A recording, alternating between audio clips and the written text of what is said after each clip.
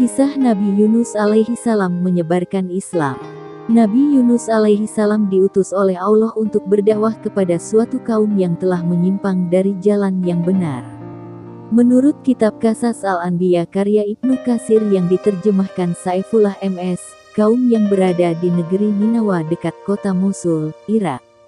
Masyarakat di kota ini menyembah patung-patung yang mereka dianggap sebagai Tuhan. Mengutip buku kisah Nabi Yunus alaihi salam. Mengutip buku kisah 25 Nabi dan Khulafaur Rasyidin oleh Hendro Trilaksono, Nabi Yunus mengajak mereka berpikir dan memperhatikan sekitar mereka. Salah satunya, apakah pantas patung-patung tersebut disembah? Bukankah yang menciptakan alam dan isinya lah yang seharusnya disembah? Nabi Yunus kemudian juga mengajarkan kepada mereka bahwa Allah lah Tuhan yang harusnya mereka sembah. Namun, bukan sambutan baik yang Nabi Yunus dapatkan, melainkan penolakan. Kaum tersebut menilai bahwa Nabi Yunus adalah orang asing dan bukan dari golongan mereka. Tak ada hubungan kekerabatan yang antara Nabi Yunus dan mereka.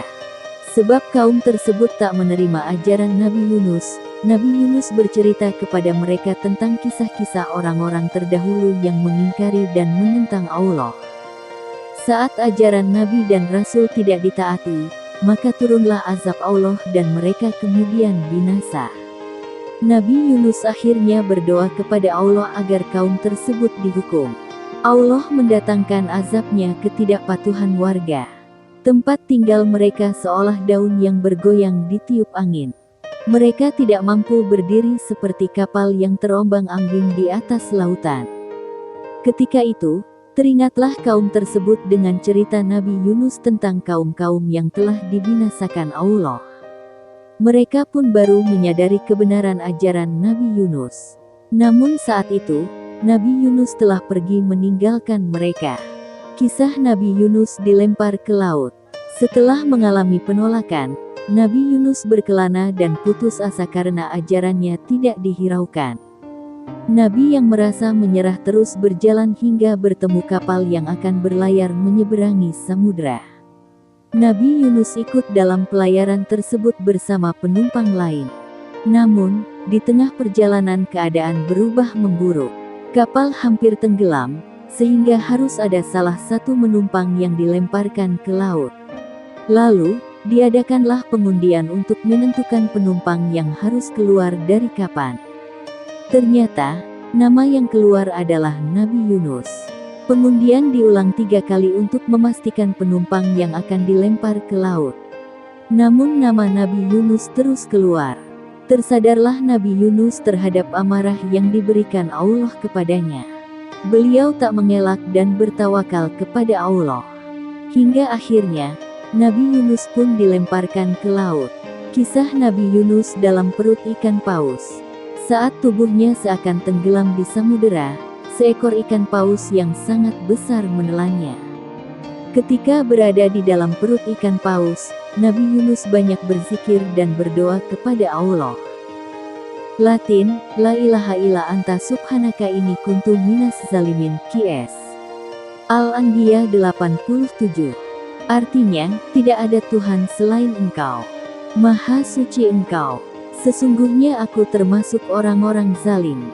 Setelah 40 hari lamanya, Allah memerintahkan ikan paus untuk mengeluarkan Nabi Yunus ke sebuah daratan yang kering tandus. Di tempat tersebut, Nabi Yunus menemukan makanan sebagai karunia dari Allah SWT. Di sana, Nabi Yunus juga akhirnya bertemu kembali dengan kaum yang telah bertaubat setelah sebelumnya menolak ajarannya.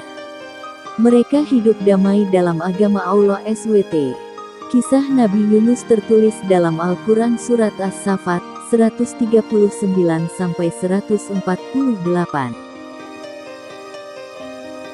Artinya, sesungguhnya Yunus benar-benar salah seorang rasul. Ingatlah ketika ia lari, meninggalkan kewajiban ke kapal yang penuh muatan. Kemudian ia ikut berundi, lalu dia termasuk orang-orang yang kalah dalam undian. Maka ia ditelan oleh ikan besar dalam keadaan tercela. Maka kalau sekiranya dia tidak termasuk orang-orang yang banyak mengingat Allah, niscaya ia akan tetap tinggal di perut ikan itu sampai hari berbangkit. Kemudian kami lemparkan dia ke daerah yang tandus, sedangkan ia dalam keadaan sakit. Dan kami tumbuhkan untuk dia sebatang pohon dari jenis labu. Dan kami utus dia kepada 100.000 orang atau lebih.